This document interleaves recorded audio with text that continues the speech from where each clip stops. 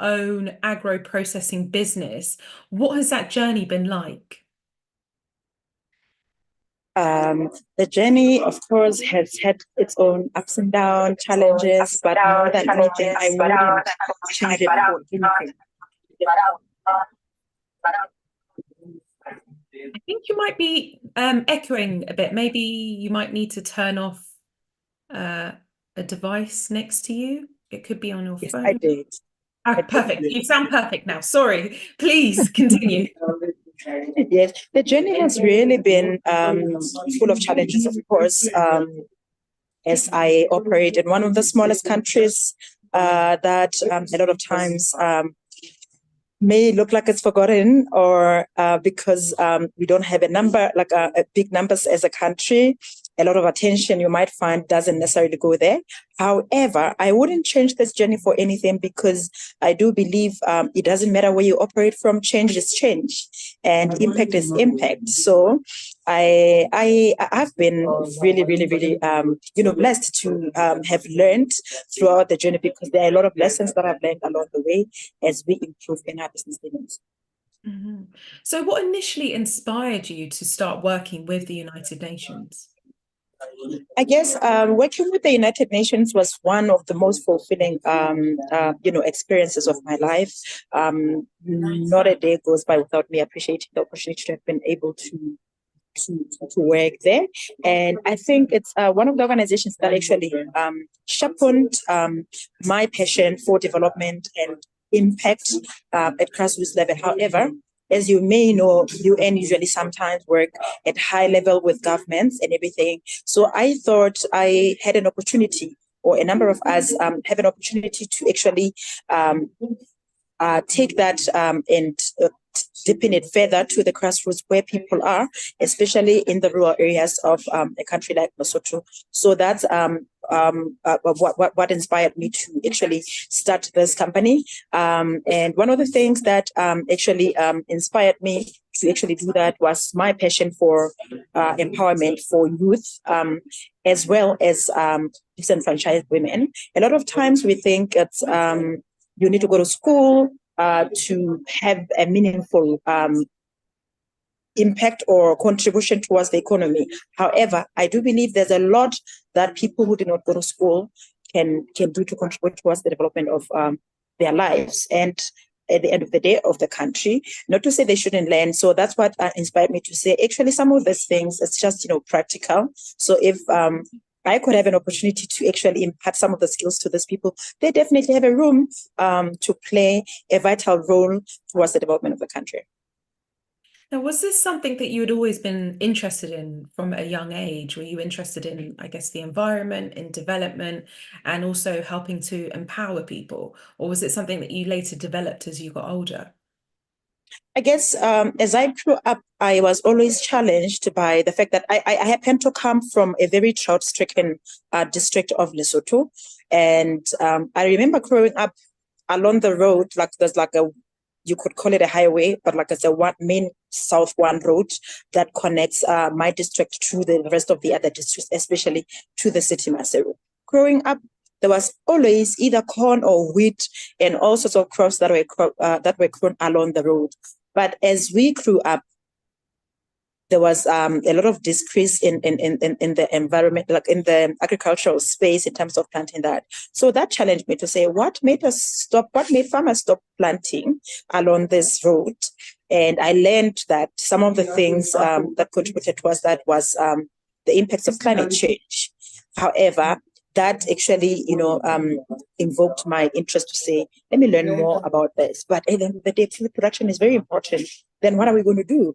And I'm very solution oriented. So I started researching and trying to see what solutions can we come up with. And I think that's what started my love for sustainability space, and seeing that, yes, there are a lot of challenges that are brought about by the climate change. However, there are also ways to make ourselves climate resilient and still manage to do certain things, especially when it comes to food security.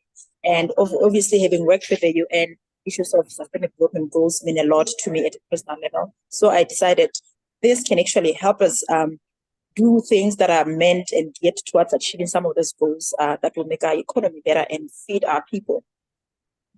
But you make a variety of products. How long ago did you get into that? And what has the process been like so far? So we started jams and marmalades in 2019. That's when we started. We were importing most of our fruits. When we started, we were all about, I'm going to buy from my local producers, women that produce these fruits from rural areas and their lives, to make it a point that the money circles around my people. However, there were challenges. I think back then, even now, to a certain extent, Lesotho is still an infant when it comes to entrepreneurship. And there were a lot of challenges that are encountered in terms of sourcing the raw materials from women, especially, like I said, rural women. I've always been intentional about working with rural women, but a lot of them were not necessarily entrepreneurial.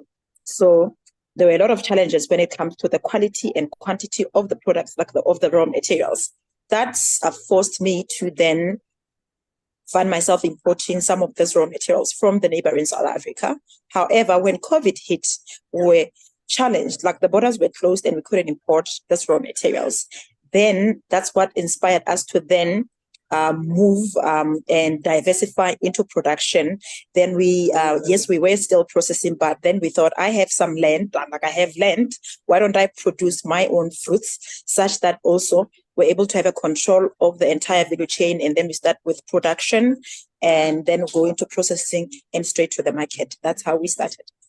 Mm-hmm. And so from the initial start point, getting the crops that are needed, I guess working with the women that you have, how then did you go about finding out where you would sell the products to, and what has that process been like? So maybe lucky enough, Lesotho has always had like a bilateral relationship with countries like Japan when it comes to agricultural products. I'll tell you one.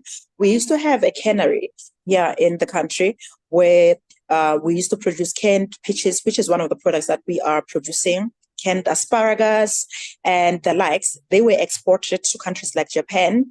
And we also happen to have to be beneficiaries of the American AGOA. And that means it's easy for a company in Lesotho to easily say, we're going to produce agricultural products, as long as you'll be able to attain certification and FDA. We are able to export outside the country. So to be honest, in terms of securing the market, it hasn't been hard. The hardest thing has always been in terms of the numbers, because now the moment we're talking about export and things, it means you must be producing large scale, such that you maintain the quantities that are needed and the quality, especially when you sell to international markets. And how have you been able to maintain that, get the numbers? I haven't, unfortunately, at the moment, we haven't started exporting. We do, however, are in the process of attaining. We've recently gotten our global GAP certification. Then we'll be able to, this means we can be able to export. However, like I said, it's only during COVID that we started having our own orchard. Yes, in the past 3 years, we've been increasing the number of trees that are at our orchard. Right now, we currently have at least a little over 10,000 trees. However, in terms of the yielding of the quality of fruits that are fit for export, we haven't. We are expecting to start exporting in 2026. We are currently still selling locally. I'm interested to find out what it actually tastes like. When I hear jams, I'm thinking, so what kind of flavors or different types? You mentioned peaches as well. So tell us a bit about the actual taste and variety that you have. Right. So currently we do, one of the best sellers that we do is a combination of lemon and ginger, and it gets quite famous around this time because it's winter. We only start in winter now in the country. And the properties that citrus fruits as well as ginger have towards colds and everything, like they're able to protect towards that. So it's one of our best sellers. We do that. It's a combination of lemon and ginger. We also do orange marmalade. We also then do, in terms of the flavors for jams themselves, we do peaches. Peaches in Lesotho are like in Atlanta in the US. Like you'll find peaches everywhere. They are very indigenous to our country. We also do apple as well as the tomato jams. And one of the things that sets ourselves apart in terms of the taste for our jams and marmalades is that, I mean, as you can tell, anytime one mentions the jams, it's something that has to do with sweetness and things. However, the way life is right now, we have a lot of people that are suffering from diseases like sugar diabetes and things. So it means they need to reduce their sugar intake, as well as kids. It's not quite good and healthy to expose young children to too sugary things. So that was one of the things that I was intentional about. I'm like, I love nice things, but I also don't want things that are overpowering when it comes to sugar. Also, of course, I'm very passionate about the third SDG 3, good health and well-being. So, of course, if we use too much sugar, that defeats the purpose of trying to create products that are a combination of health as well as sweetness. So I think what we got right is the balance between, of course, it's nice, but it's also healthy. It's not overpowering, such that it allows for consumption of wider range of people, because we have people that have sugar diabetes that wouldn't consume jam from the stores. However, ours, they're like, it doesn't spike our insulin. It doesn't, affect us negatively. So that's one of the things that I think we've done really well. Now, as well as your experience in the agro-processing business, you also have a lot of experience in peace and democracy. How do you think that those different things that you've been doing influence your approach to entrepreneurship? Right. Obviously, governance has played, and also development has played a big role in terms of the kind of entrepreneur I am. I think the biggest thing that it has helped me with is to create systems and governance structures that will help us be able to grow. A lot of times when we start businesses as small entrepreneurs, especially if you don't have any background of business or studies, it's very easy to just, go with the flow and not necessarily have systems and structures in place. But I believe my experience in governance has helped me, use that knowledge for the success of the company. It has also armed me with the right experts around me. I'll tell you one thing, that I have 3 boards right now. I have a board of trustees. I have a board of directors as well as a board of advisors, and all those are behind us in terms of skills. And we were able to choose the right people that are able to come through with their knowledge and skills to contribute meaningfully and in a way that gives us direction in the company. Secondly, I think having worked in the peace building space and governance space in a country where our democracy is not mature, and it's our political environment it's quite fluid. It made me understand that at the end of the day, even though sometimes we do not face it, some of the things that make us fight at a political level are contributed by resources, whether it's allocation of resources or lack thereof, but at the end of the day, that contributes. And I thought one of the ways that I can contribute towards stabilizing that a bit would be to help people, train those women, and contribute in their lives, financial resources such that they become independent. I'll tell you one thing, we have a very high rate of gender-based violence in the country, very unfortunate. However, when you study and you go deeper into this, you realize that some of these women are stuck in this loveless relationship because they feel like, where would I go? He's taking care of me at least and things. However, for projects like ours that are able to hire them here and there and give them financial independence, they're able to leave such abusive things. And for me, it may look small, but it's quite a big contribution in our country. I'm so sorry. This is supposed to be on silent. It's fine. You mentioned the high rates of gender-based violence in the country, as well as the support that you're giving to women. I wonder how you go about actually identifying people in rural communities and working with them and giving them the opportunities that you do. Is it something, do you live in a rural area yourself? Is it people that you've known, or is it through the work that you've done before that you've been able to identify specific people?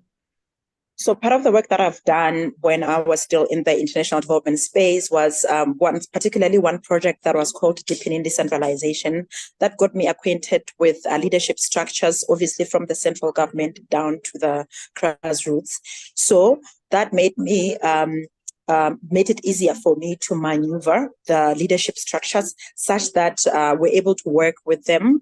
And through them, it's the chiefs and the community councillors and all the leadership structures were able to, they usually have the database of their villagers who struggles with what and things like that. That helped a lot. That played a big role in terms of identifying the kind of women that we target to work with. Sometimes, obviously, it's not even that, it's their walk-ins and obviously a bit of investigations to find out who they are. And if we're able to absorb them, we definitely do. And would you say the culture of entrepreneurship is something that most people are familiar with within Lesotho? In the recent years, yes. Back then, and I would say to a certain level, we're still infants when it comes to entrepreneurship, especially scaling up. You find that there's a number, like there's hundreds and hundreds of entrepreneurs, but usually it's down there, like the hierarchy. However, the government has been really engaging in some efforts together with the private sector to really invigorate the spirit of entrepreneurship and also scaling up and build like bridging the gap between small companies as well as the bigger companies. So I think there's a beautiful progress and improvement that is happening in my country right now when it comes to business. Well, I wonder from what you've been sharing so far, what it was that set you apart in terms of your entrepreneurial spirit, in terms of the work that you've been doing. Was it something from a young age again that you just had within you and you saw that there was this gap and you felt like you could link specific parts such as the women and the work that you're doing? Or was it more so maybe a mentor or something you learned, how you got that fire within you to do the work that you do? I guess when it comes to ambition, obviously from a young age, I've always been ambitious. I've always been driven, and it doesn't necessarily matter in what space I am. I always give it my all. However, in terms of entrepreneurship, I wouldn't say it's something that I've always been, unfortunately. I always say to my mentees, I really wish I became an entrepreneur when I was a teenager or in my early 20s. However, like I said, a lot of times I grew up in a country where businesses or big corporates were owned by foreigners, just a few role models.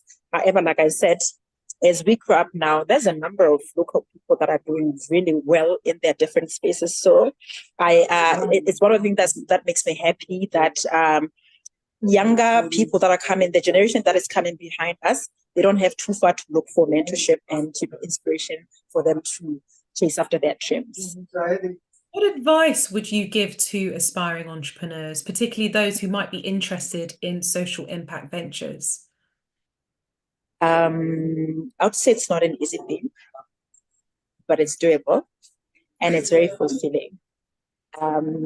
I guess this is one of the things I had a conversation with someone earlier, and we were talking about all of us. It doesn't matter which corner of Africa one is from. We are aware of our challenges. We are aware of the difficulties that, whether at a personal level you don't grow with difficulties, there's always someone that you know close by that has a certain level of difficulty. Yes, they are frustrating and everything. However, they can also work as inspiration to be on the forefront of coming up with solutions to counteract that. Africa is rich. Lesotho is rich with resources, and it's waiting for innovators like you and I to start something and come up with solutions and change the narrative.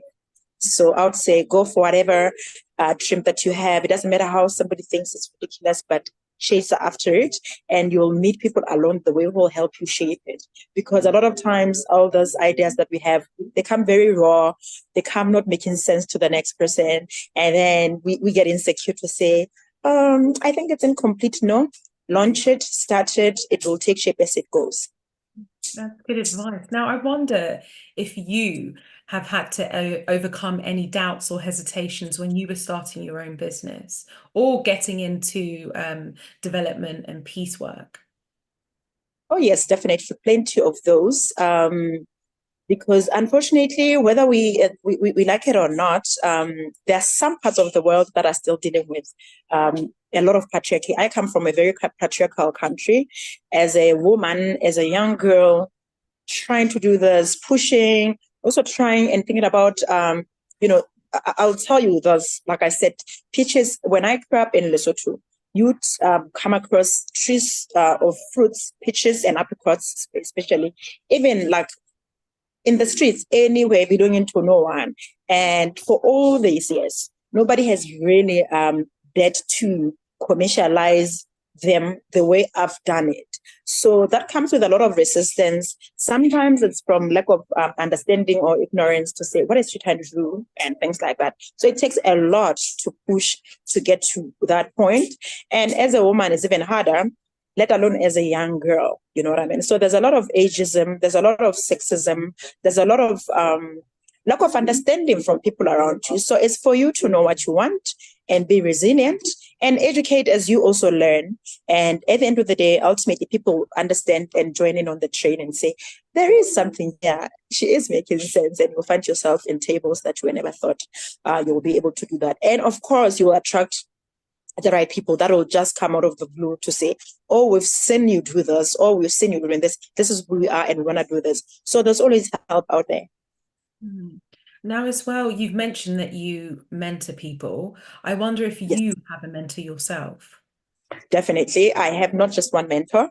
I have two business coaches, and I have three mentors. But then again, my boards also work as my mentors at the end of the day. I have a number of people that even sometimes, even if I take a week or, a couple of days without talking to them, they are like, where are you? What are you doing? Why are you quiet? And for me, that's the beauty of mentorship. Sometimes it doesn't necessarily have to be formal or formalized. It's just the conversations that you have.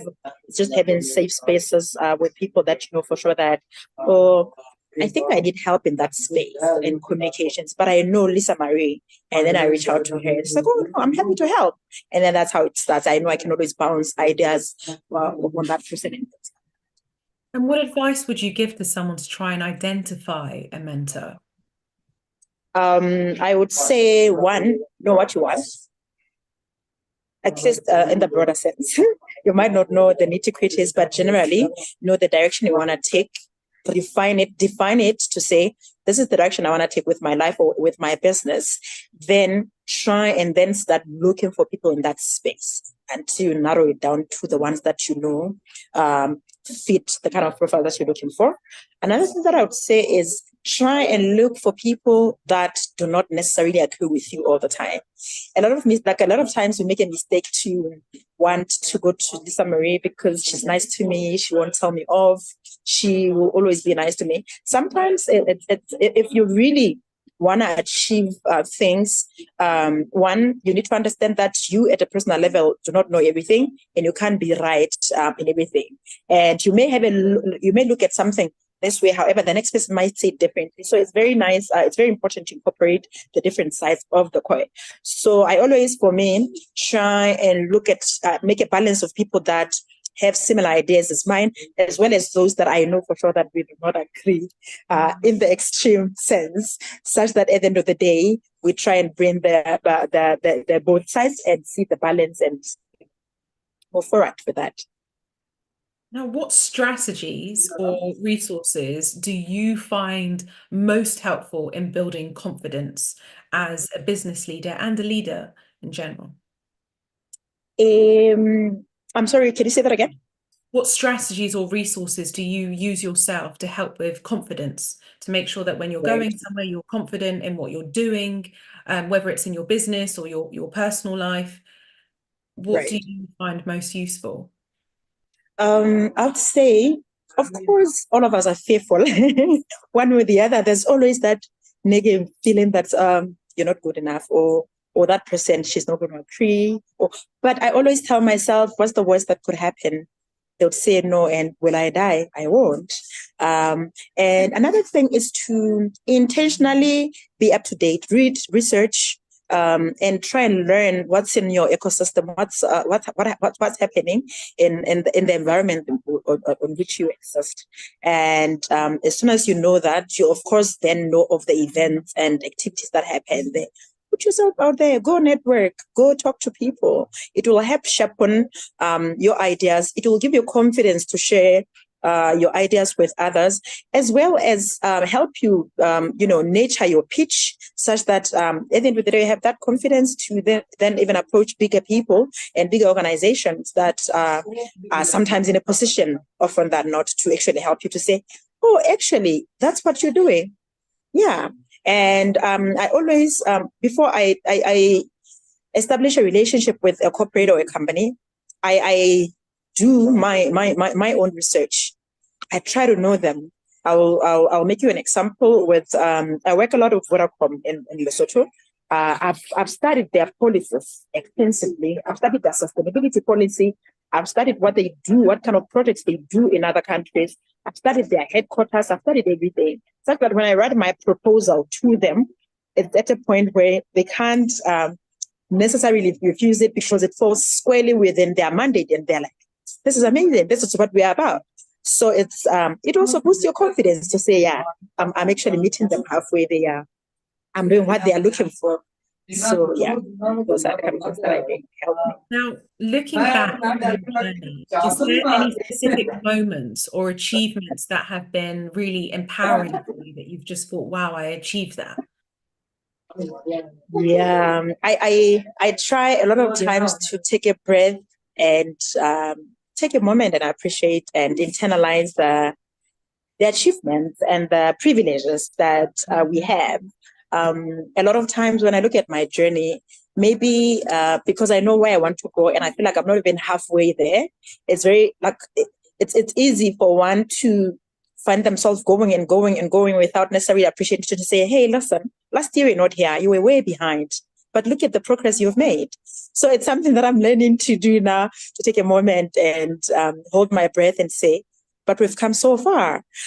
So I guess specific moments, so for me, they may not necessarily be specific moments. It's a number of them. Like I said, coming from a small country like Lesotho, it's quite hard. To a point, I think back then, I used to actually either be upset or get embarrassed when people say, where is Lesotho? Because the truth of the matter is a lot of people don't know it. But as I grew, at least in business, and got exposed and traveled more, I have been very excited to actually share and educate people about Lesotho. So every time for me, I get an opportunity to interact with the outside world. I apply for WIA, for instance, and I get accepted. I'm like, hey, they can see me. It doesn't matter where I'm from. So for me, I also take it as a moment to educate and inspire someone at a very rural Lesotho, somewhere in the mountain, to say, look at me. I'm just like you. I grew up with you, but I've seen the world. I've been at opportunity. I've traveled. I've gone to the US. I've gone to Europe. I've gone to Paris. You can do the same. You know what I mean? Just put yourself out there. So for me, it's such things. Anytime somebody recognizes my effort or the director, it's like, oh yeah, then yeah, that's amazing. Yeah.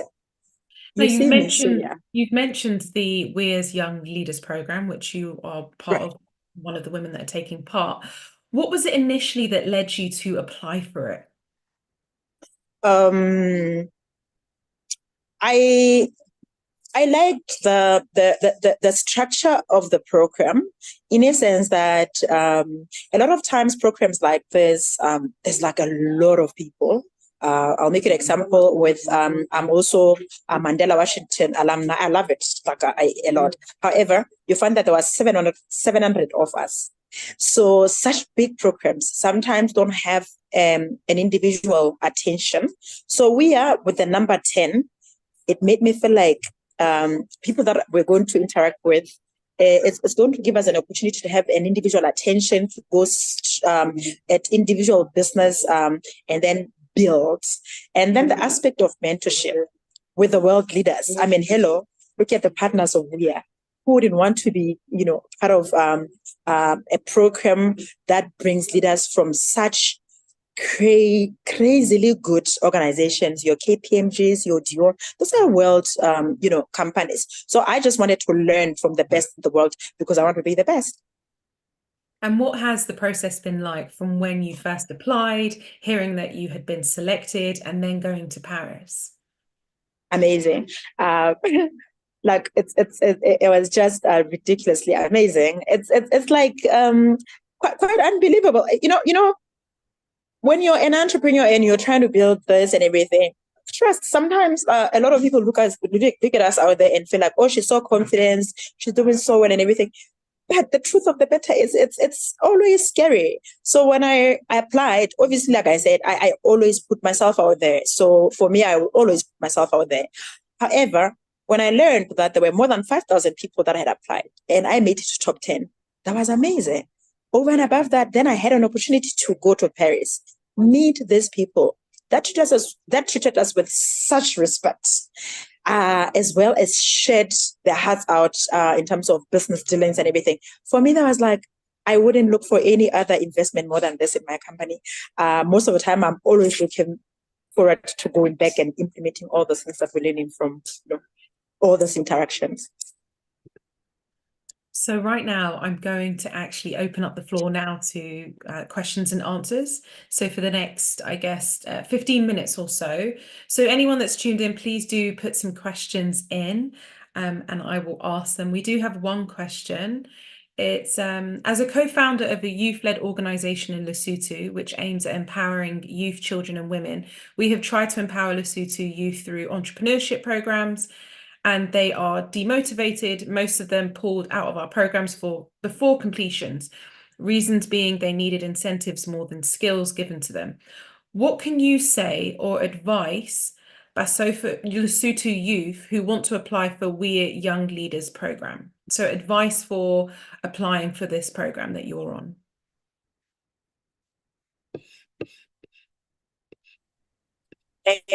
One of the most unfortunate things, and I say this as somebody who has worked in international development as well, one of the most unfortunate things that aid has done to, of course, both Lesotho as well as the rest of Africa is that politicians have used it to create this mentality that they'll always do things for people without necessarily working hard for them.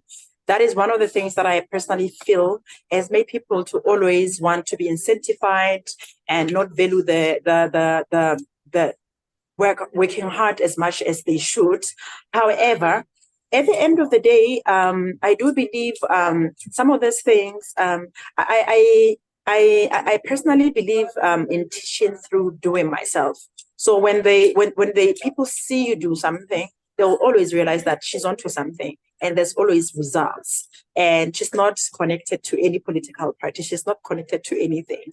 This is what I want. I want that kind of freedom and things. And at the end of the day, I think everybody knows that we need to work hard one way or the other to achieve certain things. So I would say, go out there, keep doing what you're doing. Sometimes we look for impact in terms of numbers and big quantities, but sometimes it starts small. You might find that you had a group of 50 people, and then you were hoping all of them would have gotten what you're trying to communicate with them.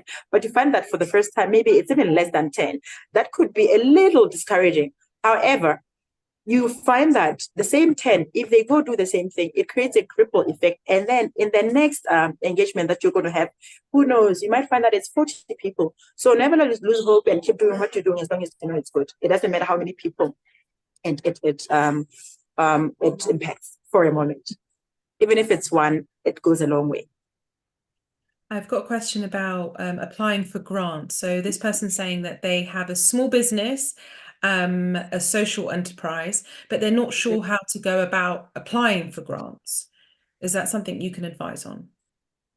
I always say there's need for an investment at a personal level to subscribe to websites that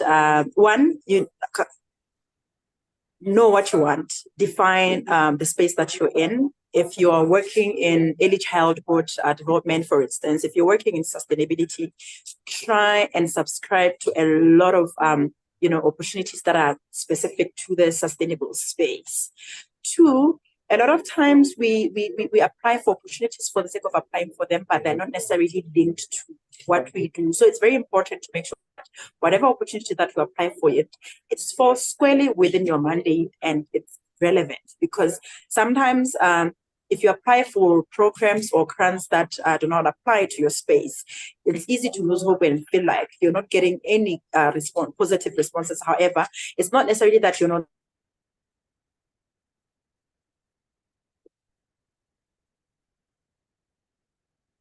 good, but oh, okay. You're back. You're back. It was frozen for a second, but yes, yeah. I've got another question, and they're asking about what advice would you give if you're not feeling as confident or as motivated with pushing forward with your goals? What do you do to stay focused? I happen to be a Christian, and I've never been one to depend on feelings. I know I walk by faith and not by sight. Sometimes what you see is not necessarily I push myself. And I tell myself that I'm not living for myself. For instance, with me, I have employees. I have people depending on me. So I can't afford to act based on feelings. Of course, I'm not saying I've never I feel like I don't want to wake up today and push myself. But most of the time, I definitely do. I'm like, I can't afford to sit down. I need to pay people at the end of the month. I need to make money. I need to inspire people. I live bigger than myself. So this is not going to help me. So I need to wake up and do what I need to do. That is what I do. Or sometimes if I feel demotivated, I talk to people. Like I said, it's very important to have a tribe around you that share your values, your principles, and everything. I'm always happy to talk to someone around me to say, listen, today I'm not feeling I'm not feeling good. I don't know. Do something, or do something that will motivate you and say, or remind you why you do what you do. Mm-hmm. Where do you see yourself in 10 years' time?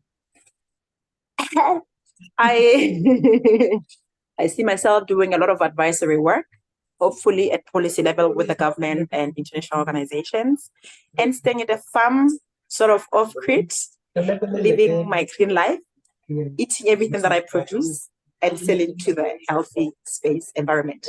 And also obviously continue the work, maybe not necessarily me at a personal level active in that space, but I want to have created systems such that all the organizations that I'm running, like the companies and the organization that I run right now, they have people that are running that. However, I'm just involved at an advisory level, but they are making such impact in changing the lives of people to better health in terms of eating well, but also securing in terms of making sure that our rural communities are food secure, and not just food secure, eating anything, but something that is organic. But at a personal level, I just want to be able to just influence policy in the sustainability space. The government. What advice would you give to someone who's thinking about applying for the WIA Young Leaders program? As I said earlier, WIA is very competitive. If they just take 10 people and they get over 5,000, my thinking is, my sense is that this year it can even go up to 10,000 applicants. So they're only going to pick 10. So it means they take the best of the best, but it doesn't mean you're not the best. But it means you need to give an effort to your application process.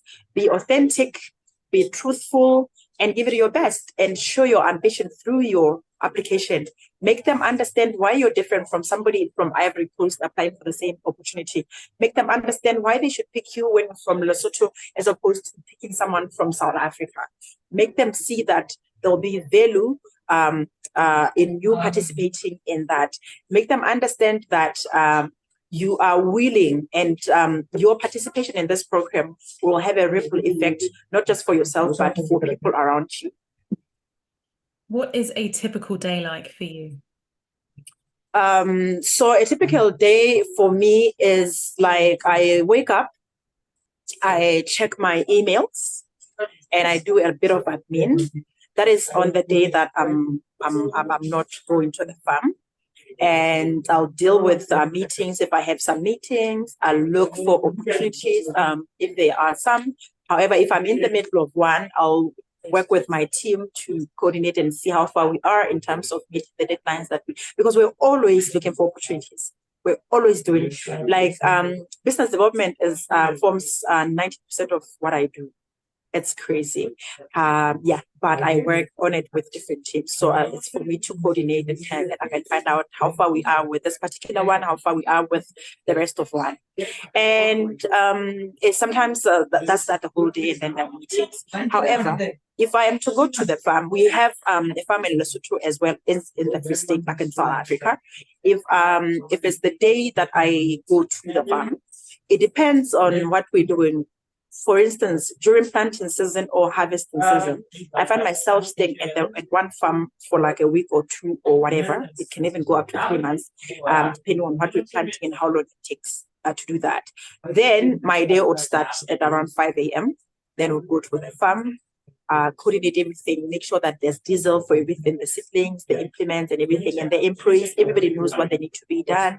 Work closely with the farm manager and make sure that we're able to achieve what we wanted to do. Farming is very unpredictable because so many things happen in a day. Sometimes it's raining and we don't know, we can't do anything. Sometimes it's not raining, but there's a breakdown of a tractor or something. We just stop whatever and then make it fixed and everything. So usually during planting season and harvest season, my life is just at the farm. I get tossed from one place to another. The farm manager's like, oh no, this side. And then the guy on the tractor's like, oh no, this side. And you know what I mean? So it's just staying there and being there full time until we're done with that. Yeah.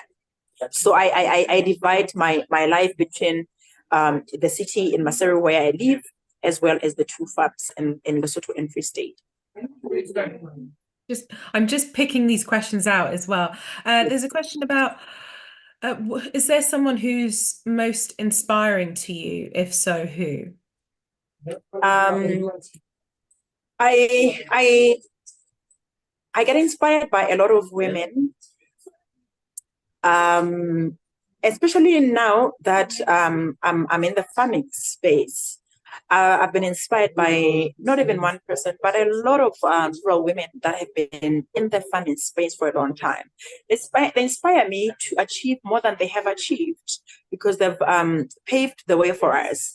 You look at the research tells us all the time that more than 70% of Africa depends on agriculture, and of that 70%, more than 80% of people, the labor force that is involved in that is women. The most unfortunate part is that these women do not own this land. They work as laborers, they work as custodians on behalf of their husbands in order to achieve all those things. And at the end of the day, the husbands that work somewhere else, you find that they end up benefiting, but the people that have been doing all this work is women. So for me, every day when I wake up and I'm able to do what I do, and achieve more. And if I have over 300 hectares of land in my name right now, and I know there's a woman somewhere at the corner of Africa who has worked way harder than I have, but does not own land, does not have that. So for me, that moves me and pushes me and inspires me to be a better person and say the hard work that you've done before us was not in vain. And that's the least I hope I can be able to do and influence and impact women that are involved in this space and those that are not, to say, come join the sector, it needs you, but there's also an opportunity to achieve more than what those that have come before us have done that. I'm also inspired a lot by women like the former CEO of Pepsi, who are able to balance leadership at the corporate level, but also when they come home, they're also my wives and mothers. So family is very important to me. And I think a lot of times what the current world and, women power has sort of made us think is that you can't do everything. The moment you are big in terms of being a business leader or big in corporate or whatever, your family is going to suffer. It's my hope and prayer every day that I'm able to balance that. And everybody who's also doing amazing things out there to say, of course it's hard, but it's doable because we can't neglect family. I think family is one of the most important institutions in life. I will just pick, I guess, one more out. You've kind of touched on this already, but it's how did you get into farming? Was it something that you studied at school? I did not study farming at school. It's only now that I'm doing certain short courses in the sustainability space and everything. But growing up, it's very interesting because even at primary or high school, I never even did agriculture. There are some schools in my country that offer agriculture. But yeah, I mean, I guess as I grew up, I realized how important food security is. And I wanted to be a part of, people that contribute towards that. It's beautiful. It's big. It's important. We will die if we don't eat. So where else would you want to, participate in or create, impact in? Now, we've unfortunately come to the end of the webinar, but it's been so informative. But I just would like to just pass it over to you for maybe the next 30 seconds or more, just for you to just share some advice that you might have. Yeah. No, listen, I usually like talking to the guys that come behind us to say, listen, it may sound cliche, but the world is our oyster. There's so much that we can do. And I'm always taking the opportunity for whatever platform I get to invite people to come and participate in the food security and climate space and contribute. There's a lot that can be achieved there as for people, for the planet, as well as, for economic emancipation, especially in Africa. We are full of resources. And for those that have come before us, we're grateful for you to have paved the way for us. Keep leaving those doors open for those that are coming behind to actually enter. We appreciate leaders ahead of us that always share opportunities, that create opportunities, that mentor us and coach us, and be paid for it. Lipuo, thank you so much for sharing your journey and your insights. It's been incredibly informative. I feel like I've learned so much more about the agriculture space and also a bit more about Lesotho as well. So thank you. Thank you so much, Lisa-Marie, and thanks to everybody who was able to join us. Thank you. Thank you.